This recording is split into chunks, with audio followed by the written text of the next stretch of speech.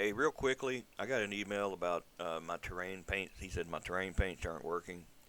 I don't really need to make this a long video because I have a pretty good idea this is the problem you're having.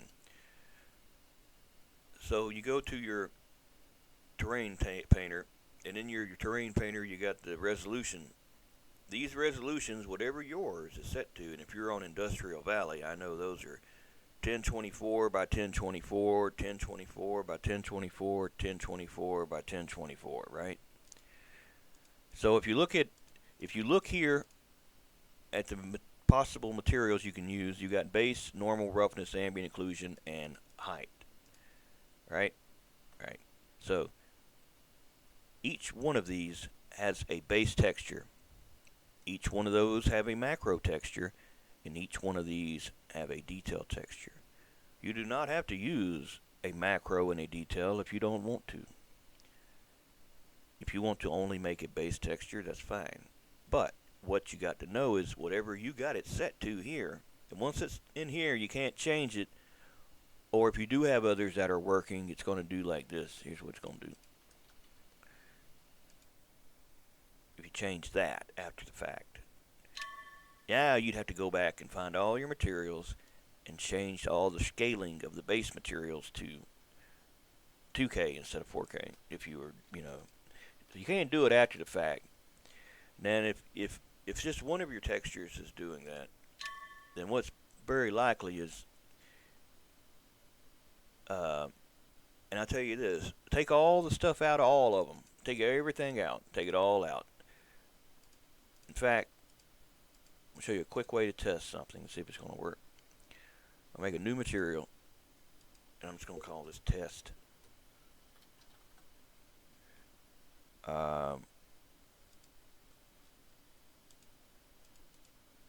Give it a ground model. Not that I'm going to use it, but add material. Now that it's here, you can add to it. So only get this one, base texture. Assuming you downloaded some textures, I prefer to get mine from Ambient CG because in here they're already prepared as JPEGs. They're all 8-bit, and you don't have to do anything to them but put them in the directory that you are getting them for. So you are on industrial. You get the 1K. I'll go ahead and download it, and what we'll do is open that folder. This 1K one here, and we got a roughness. We got two different normals to choose from. You can take them both. The displacements, the height map, ambient occlusion, and color. So we'll copy it into our clipboard, and we'll go to the user folder. And I've already saved a industrial. I basically loaded industrial and save in the world editor, and that put it in here for me. And so that's where you put your stuff so that it will work with the game. Levels, industrial, and see I got a folder here called terrain paints. That's where I'm going to paste these at. And we'll load it in a minute and I'll show you, but this is just a quick test to make sure, alright, here we go. Here we go. Let's go to here, terrain paints. We'll use this ice here. Where's it at?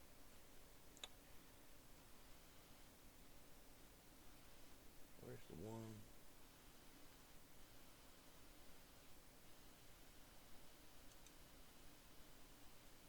Alright, we'll use that one. Now I know it's not a color map, but follow me here. Copy the one you put in here and put it in the ambient occlusion also. Only in the base though. Save changes to file. Now load it into your painter.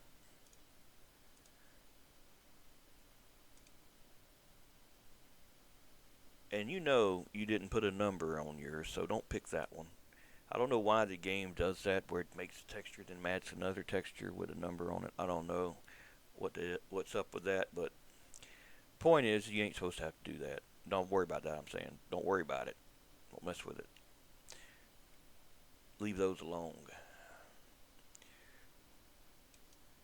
So we know it works. Now we could put the rest in to make sure they work. And likewise, you could do the same thing if you just wanted to test if it's going to work as your macro. But to do the macro, you do have to have the base in there also, I believe. And if you test the macro, then you need to have a macro ambient occlusion also, which we're not really using the right ones for these. We're just picking some and making sure that they're working. See, this scale's at 60 and that's at 256. So this ain't gonna work right because it's not the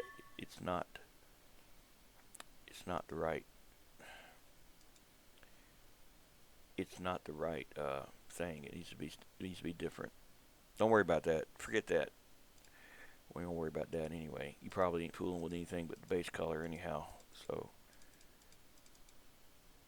but yeah, you're supposed to be able to check that stuff too. But I never checked just the macro by itself. I've never needed to do that because pretty much if it worked, it worked. But let's load your map. That's the one in question. And maybe it'll make you get a little more insight on it. Also, no, you cannot use DDS. Only PNG and JPEG. And if you had to pick between the two, I personally pick JPEG because they're smaller. I can't tell any visual difference. You know, looking at it, they look the same to me. Where's industrial at?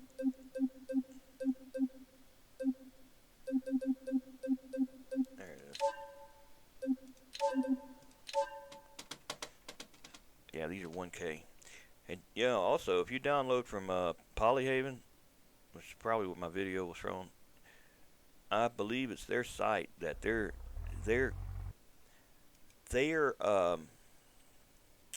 normal maps, for example, are probably EXRs. You got to convert them to JPEG or PNG, and if they're 16-bit, which these are not 16-bit, but if they were, you'd need to convert that. So you go up here to image mode. Precision. And if Polyhaven, I'm pretty sure they're pretty sure their normals they got theirs saved at 16 or 32-bit color. You need 8-bit. You can use 16-bit for the grayscale, but not for the normals and not for the base map, not on terrain paints.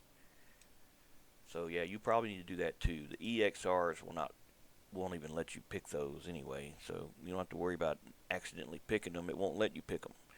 They won't show up when you go to select them. Yeah, this was a video that I didn't upload, so it's probably what your map looks like right now. So yeah, I changed it. I didn't want to have to scale any of my stuff to make this example, so I just scaled the thing up. But we'll put it back. It'll correct all that stuff once we save change. So yeah, I was going to show. Well, yeah, if you want to do it, this is how you do it. But let's just do the material, and this will be it, my friend. This will be all. I have other things to do today.